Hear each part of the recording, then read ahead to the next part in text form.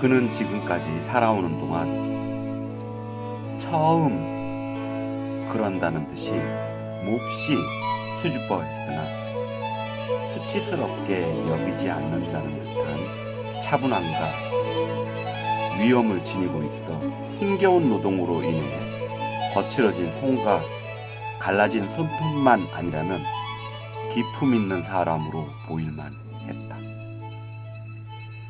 페르난다는 그를 흘끗 보고는 그의 신분이 노동자에 불과하다고 단정했다. 그리고 그가 한 벌뿐인 외출복을 입은 바나나 회사의 용역부라는 것을 알아차렸다.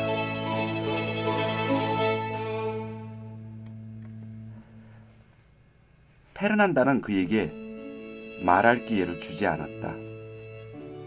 그렇잖아도 노란 나비들이 집 안으로 들어오는 것을 막기 위해 문을 닫아야 할 형편이었지만 그가 집 안으로 발을 들여놓지 못하게 하고 싶은 심정은 더욱 강했다. 돌아가요. 페르난다가 쏘아붙였다. 당신 같은 남자는 우리 집을 기웃거려서는 안 돼.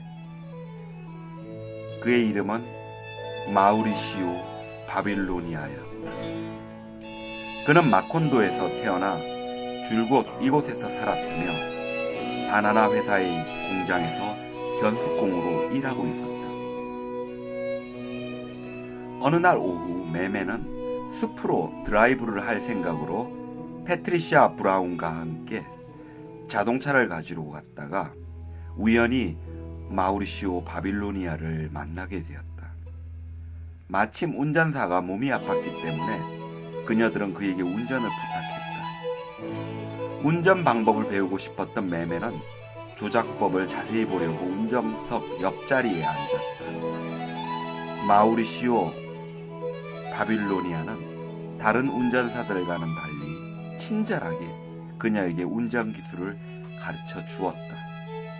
이 무렵은 매매가 브라운 집안을 처음으로 드나들 때였으며 당신은 여자가 운전하는 것을 곱지 않은 시선으로 바라볼 때였다.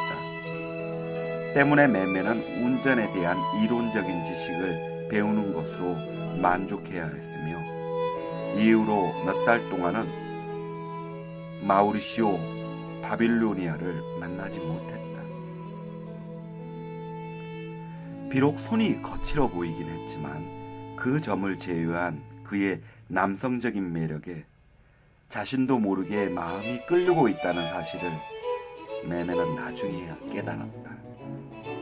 하지만 패트리샤 브라운에게는 그가 너무 젠체하는 게 신경에 거슬린다고 마음에 없는 소리를 했다. 아버지와 함께 처음으로 영화를 보러 간 토요일에 그녀는 극장에서 허름한 복장으로 몇 칸 건너에 앉아있는 마우리시오 바빌로니아를 다시 만났다.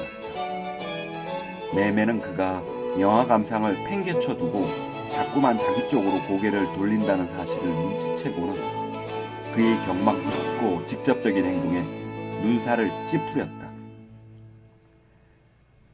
잠시 후 마우리시오 바빌로니아가 그들 부녀가 있는 곳으로 와서 아우렐리아노 세군도에게 인사를 했을 때에야 매매는 두 사람이 서로 아는 사이라는 것을 알았다. 그들은 전에 아우렐리아노 드리스테이 발전소에서 같이 일한 적이 있었던 것이다. 매매는 그가 아버지를 윗사람 모시듯이 대하는 모습을 보고서야 그가 거만한 사람이라는 인상을 씻을 수 있었다. 그날 이후로도 매매는 그와 단둘이 만난 적도 없고 다만 인사를 나누는 정도에 그쳤음에도 어느 날 밤 배가 부서져 허우적거리는 자신을 그가 구해주는 꿈을 꾸었다. 그녀는 꿈속에서조차 고마운 마음에 앞서 화가 났다. 그녀는 마우리시오 바빌로니아뿐만 아니라 그녀의 관심이 가는 어떤 남자라도 자기를 도와준다거나 하는 기회를 주기보다는 자기가 분위기를 이끄는 주도적 역할을 하고 싶었기에 물에 빠져 그에게 적극적인 역할을 제공했다는데 신경질이 났다. 그러나 꿈이 깨자 매매는 그를 미워하며 멀리하고 싶기는커녕 어서 빨리 그를 만나고 싶었다. 일주일 동안을 초조한 마음으로 보낸 그녀는 토요일이 되자 영화 구경을 갔으며 마우리시오 바빌로니아가 인사를 해왔을 때 튀어나오려는 말을 삼키고 뛰는 가슴을 진정시키느라 애를 써야만 했다. 쾌감과 분노가 뒤엉킨 복잡한 감정으로 정신이 몽롱한 가운데 매매는 그에게 손을 내밀었고 마우리시오 바빌로니아도 아무 말 없이 그녀의 손을 잡아주기만 했다. 매매는 잠시 자신의 충동적인 행동을 후회했지만 그의 손도 땀에 젖어 있고 차갑다는 사실을 깨닫고는 곧 냉정한 마음에서 우러나는 은근한 만족을 느꼈다. 그날 밤 매매는 마우리시오 바빌로니아에게 이루어질 수 없는 사랑에 대한 환상을 갖지 말라고 말해주기 전에는 잠시도 마음이 편치 못할 거라는 걸 깨닫고는 초조한 심정으로 다시 일주일을 보냈다. 매매는 패트리시아 브라운에게 온갖 구실을 대며 자동차를 가지러 공장으로 가자고 구슬렀으나 여의치 않았다. 그녀는 마침 이 무렵에 휴가를 보내기 위해 와 있던 갈색머리의 미국 청년을 생각해내고는 신형 자동차에 대해 설명해 달라는 구실로 그를 깨워 공장으로 데리고 갔다. 그러나 마우리시오 바빌로니아를 보는 순간 매매는 자기의 본심을 속이고 있는 자신을 깨달았다. 그녀는 그와 단둘이 있고 싶은 욕구로 어찌할 바를 모르고 있었던 것이다. 그리고 그녀가 오는 것을 보자마자 자신의 마음을 꿰뚫고 있다는 듯한 그의 표정을 보자 매매는 화가 나서 견딜 수가 없었다. 신형 자동차를 구경하러 왔을 뿐이에요. 매매가 변명하듯 말했다. 그럴듯한 핑계로군요. 그의 대답이었다. 매매는 그가 활활 타오르는 자만심으로 가득 차 있다고 생각하며 자존심을 꺾어 놓으려 외면을 하며 딴전을 부렸다. 그러나 그럴 만한 시간적 여유조차 주지 않고 그가 말했다. 그렇게 내숭 떨 필요는 없어요. 그는 목소리를 착 가라앉혀 그녀에게 말했다. 남자 때문에 마음이 달아오르는 여자는 많고 많으니까요. 매매는 너무나 자존심이 상한 나머지 신형 자동차는 구경도 하지 않고 공장을 뛰쳐나왔으며 밤새도록 잠을 못 이루고 화를 내며 흐느껴 울었다.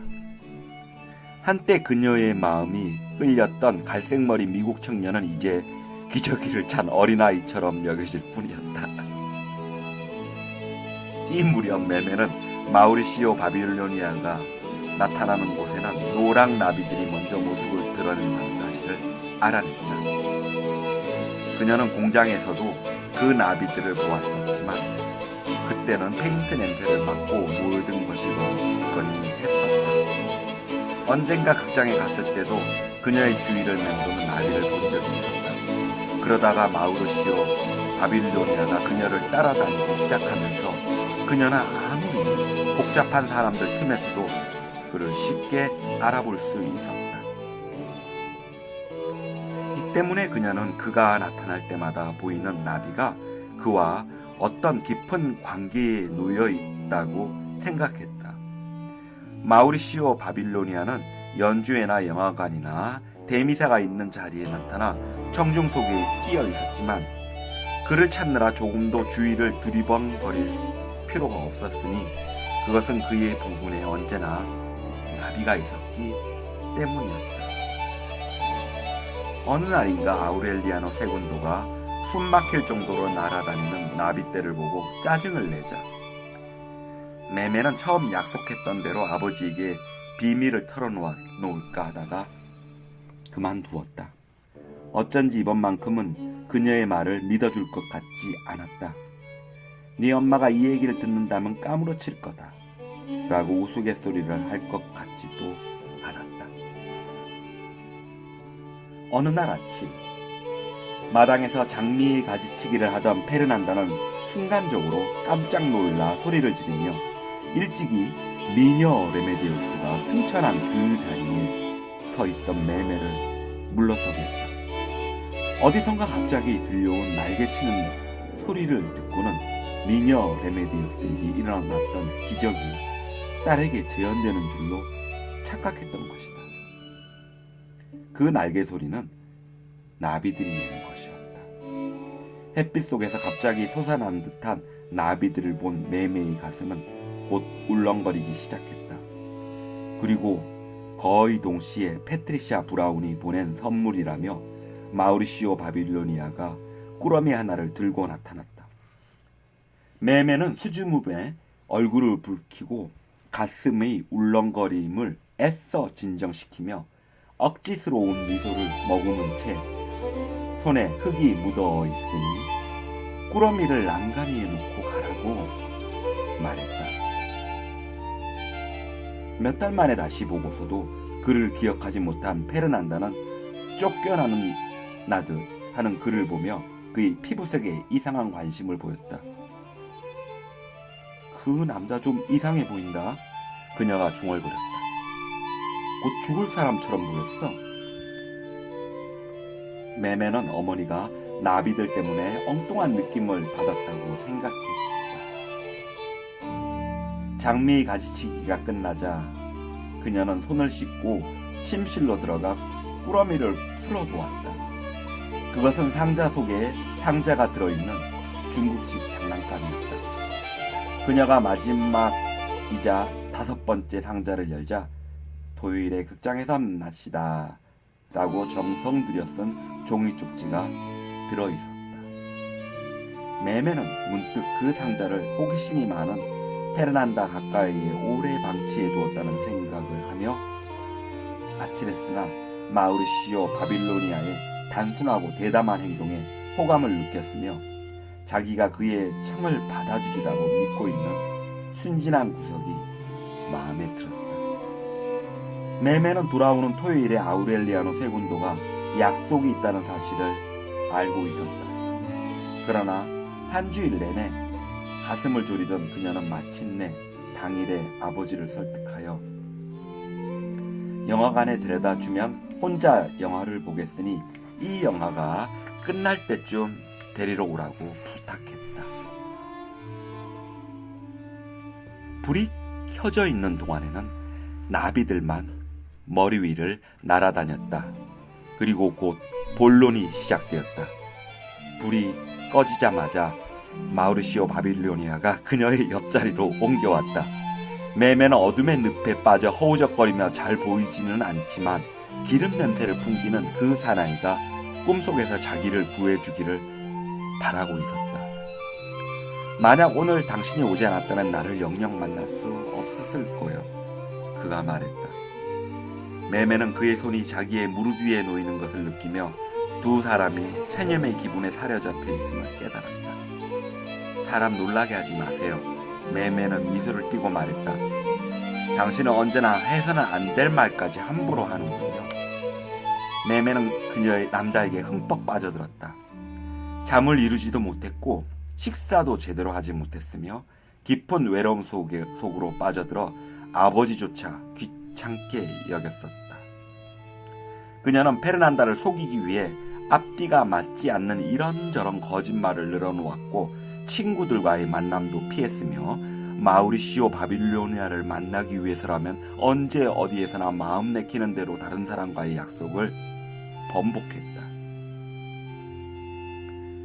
매매는 처음 얼마 동안 그의 거친 행동에 마음이 쓰였다.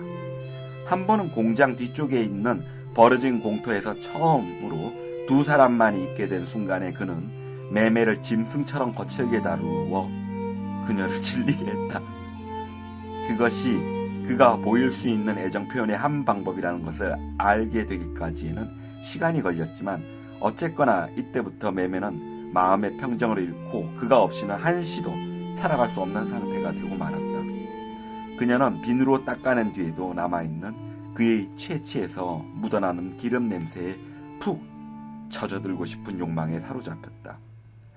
아마란타가 죽기 얼마 전에는 격렬한 감정이 잠시 가라앉기도 했으며 그럴 때면 불안한 미래를 생각하며 몸을 떨고는 했다. 매매는 카드점을 잘 치는 여자가 있다는 말을 듣고 남몰래 그녀를 찾아갔다. 그 여자는 바로 필라르 테르네라였다. 그녀는 안으로 들어서는 매매를 보는 순간 그녀가 왜 찾아왔는지를 대번에 알아맞혔다. 자, 앉으려무나? 필라르 테르네라가 그녀에게 말했다. 부엔디아 집안 사람들의 미래를 집어모는 데는 카드점을 칠 필요조차 없지. 매매는 이 점쟁이가 그녀의 증조모라는 사실을 모르고 있었다. 그리고 그녀가 사랑의 열정을 충족시키는 것은 침대 속에서의 행동만이 유일하다고 말했을 때 매매는 그것을 믿으려 하지 않았다. 이와 같은 얘기는 마우리시오 바빌로니아에게도 했었으나 그녀는 노동자 출신의 천박한 사상이라고 간주하여 귀담아 듣지 않았던 것이다. 그 당시 매매는 욕정을 채운 남자는 이전까지의 사랑을 망각해버리며 어느 한 가지를 만족시킨 애정행위는 다른 애정을 잃게 만든다고 생각했었다. 필라르 테르나라는 매매의 생각이 잘못되었음을 깨우쳐 주었고 그녀 자신이 매매의 할아버지인 아르카디오 아우렐리아노 호세를 차례로 임신한 침대를 빌려주겠다고까지 했다. 그녀는 또 겨자즙을 끓여 원치 않는 임신을 피하는 방법을 가르쳐 주었고 이와 같은 행동이 불러일으키는 정신적인 부담마저 날려버릴 수 있는 물약의 제조법까지 알려주었다. 매매는 필라르 테르네라를 방문함으로써 전에 술이 취해 광란을 연출할 때와 같이 두려움 없는 용기를 얻게 되었다. 그러나 아마란타의 죽음 때문에 그녀는 용기의 실행을 뒤로 늦춰야만 했다. 9일 동안 초상을 치르면서 매매는 잔뜩 밀려든 조문객들 틈에 섞여 찾아온 마우리시오 바빌로니아의 곁을 잠시도 떠나지 않았다. 그리고는 외부 왕래를 상가는 상가의 관습에 따라 그들을 한동안 떨어져 있어야 했다. 이 기간은 매매에게 심한 불안과 억제할 수 없는 초조감, 억압된 욕망이 꿈틀대는 시간이었다. 마침내 외출이 가능해진 첫날, 그녀는 필라르 테르네라의 집으로 달려갔다. 매매는 어떠한 저항도 없이 수줍음을 동반한 격식 따위는 팽개쳐 버린 채 곧장 마우리시오 바빌로니아의 품에 안겼다. 그녀가 어찌나 능숙한 솜씨를 보이고 예민한 감각을 보였던지 이 방면에 경험이 전혀 없던 마우리시오 바빌로니아까지도 그녀가 많은 경험의 소유자라고 느낄 정도였다. 그들은 엄격한 어머니로부터 딸을 해방시켜 주려고 아무것도 모르는 가운데 거짓말을 해서 그녀에게 의심받지 않을 시간을 제공한 아우렐리아노 세군도의 공모 덕분에 석 달 동안 일주일에 2번씩이나 사랑의 의식을 치렀다. 페르난다가 극장에서 그들의 은밀한 만남을 적발한 날 밤에 아우렐리아노 세군도는 양심에 찔리는 바가 있어 매매가 자기에게 말한 모든 비밀을 털어놓으리라는 기대를 갖고 방에 갇혀있는 그녀를 찾아갔다. 그러나 매매는 입을 굳게 다물었다. 그녀가 너무도 완강한 태도를 보였고 깊이 빠져있는 고독의 세계에서 벗어나려고 하지 않았기 때문에 아우렐리아노 세군도는 이제 자기와 딸 사이에는 어떤 연관성도 없고 지난날 공유했던 동료의식이나 믿음은 한낱 과거 속의 일일 뿐이라고 느꼈다. 그는 옛날에 윗사람이었다는 권위를 내세워 마우리시오 바빌로니아를 윽박질러 사태를 수습할까 생각했으나 페트라코테스가 그런 일은 여자들이 처리하는 게 더 좋다고 나서는 바람에 어쩌지도 못하고 엉거주춤한 채로 딸을 방 안에 가두어 두다 보면 시간이 해결해주지 않을까 하는 막연한 기대만을 갖고 있었다. 매매는 전혀 고통스러워하지 않았다. 옆방의 우르슬라는 평화롭게 잠든 매매의 고요한 숨소리와 차분한 행동까지 거르지 않은 식사, 달 없는 소화력을 보며 그녀가 건강한 나날을 보내고 있다는 것을 알 수 있었다. 한 가지 이상한 점은 벌을 받기 시작한 지 2달이 지난 무렵부터 다른 사람들과는 달리 목욕을 아침이 아니라 저녁 7시에 한다는 것이었다. 우르슬라는 목욕탕에 있는 정갈을 조심하라고 일러주고 싶었으나 그녀를 밀고 자라 오해하고 기피하는 매매에게 늙은이의 잔소리 따위는 없으리라는 생각이 들어 단념하고 말았다. 매일 밤 목욕탕을 나온 매매가 방으로 들어가고 나면 페르난다는 나비를 죽이느라고 살충제를 들고 설쳐댔다. 이건 불길한 징조야. 페르난다는 중얼거렸다. 예로부터 밤에 날아다니는 나비는 재앙을 부른다고 했어.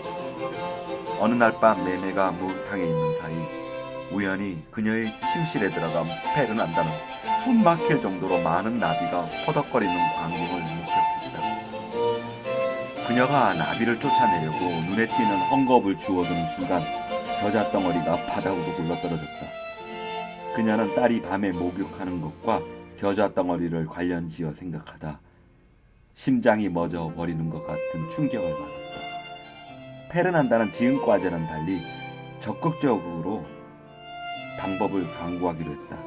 그녀는 다음 날로 즉시 그녀와 같은 고원지대에 임명되어 온 시장을 점심에 초대했으며 요즘 닭을 훔쳐간 도둑이 있으니 뒷마당에 경비를 배치시켜 주었으면 좋겠다고 부탁했다.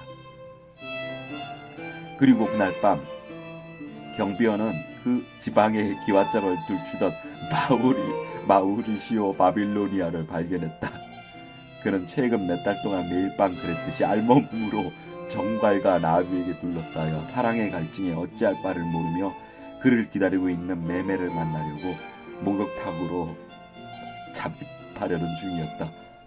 총알은 그의 척추를 관통해버렸고 그는 평생 동안 침대에 누워 있어야 하는 신세가 되었다. 그러나 그는 한마디 불평도 시름소리도 없이 한 번도 자기의 입장을 변명하지 않고 잠시도 그를 가만히 내버려 두지 않은 나비들과 사랑의 추억에 시달리며 닭도둑의 눈에 웃은 채 늙어 죽었다.